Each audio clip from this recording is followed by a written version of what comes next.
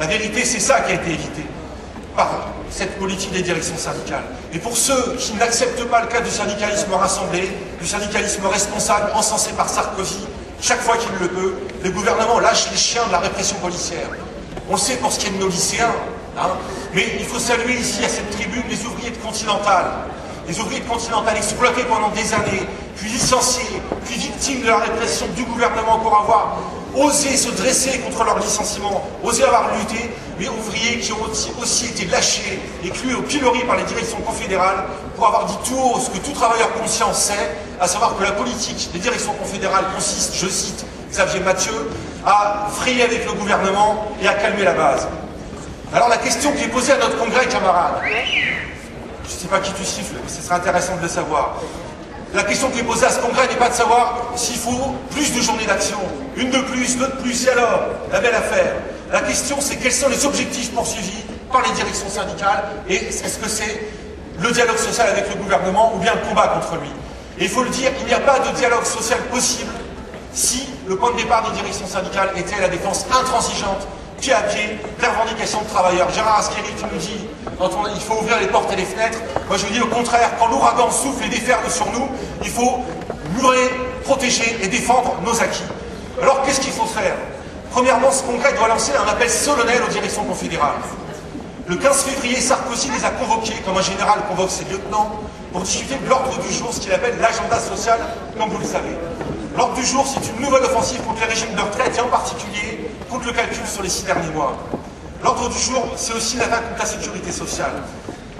Alors, notre congrès doit dire aux dirigeants confédéraux, mettez Sarkozy en quarantaine, il est pire que la grippe, ne vous rendez pas au sommet du 15 février.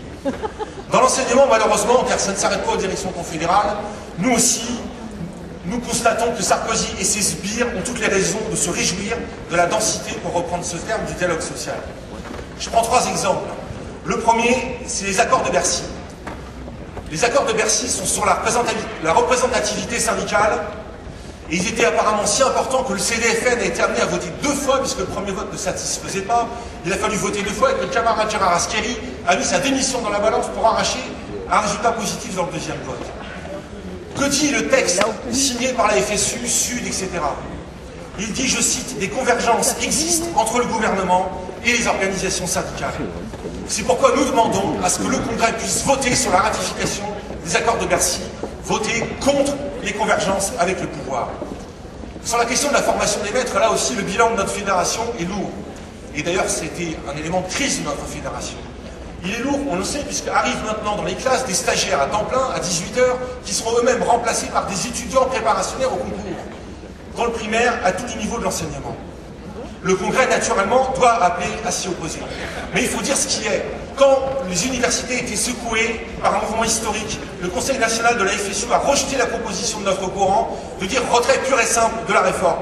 Quand au Bureau national, j'ai proposé que nous n'allions pas au groupe de travail chargé de finaliser cette réforme, le Bureau national l'a rejeté. En septembre encore, le Conseil national a adopté avec les 3 principales tendances qui étaient la proposition de réécriture de la circulaire gouvernementale sur les stages. Comme si le rôle du syndicat, était de réécrire les circulaires gouvernementales. Quant à la réforme des lycées, je vais faire court. Châtel a expliqué lui-même au Conseil supérieur de l'éducation que c'était le produit de la concertation que les textes qu'il soumettait au vote, et qui d'ailleurs ont été adoptés. Et cette réforme n'a repris son cours que grâce à la participation aux concertations des coins, aux concertations Châtel, ce qui n'empêche pas pourtant la pétition unitaire à cette réforme-là de demander la poursuite des discussions. Alors pour conclure, camarades, il faut rompre avec cette politique, car si on ne rompt pas avec cette politique, alors la direction de la FSU prendra la responsabilité d'ouvrir effectivement la voie à l'offensive du gouvernement. Il faut appeler au boycott du sommet du 15 février, retirer la signature de la FSU des accords de Bercy, se prononcer pour le retrait du projet de loi sur le grand emprunt, le retrait du projet de loi de finances, et dire que la FSU ne participera pas au conseil de suivi qui est mis en place par le gouvernement autour de cet emprunt. Et enfin, notre congrès doit se prononcer pour la défense inconditionnelle du code des pensions contre tout allongement de la durée de cotisation, et en conséquence, il va décider de sortir du conseil d'orientation des retraites, puisque celui-ci est en train de préparer le rapport commandité par le gouvernement qui va amener à l'allongement de l'âge de départ en retraite et de naturellement refuser toute négociation. Dernière chose, camarades, c'est sur cette orientation de rupture avec le gouvernement qu'il sera possible de défendre les syndicats nationaux, la fédération, qui sont aujourd'hui menacés par des processus et des projets de recomposition qui sont concoctés directement à l'Élysée.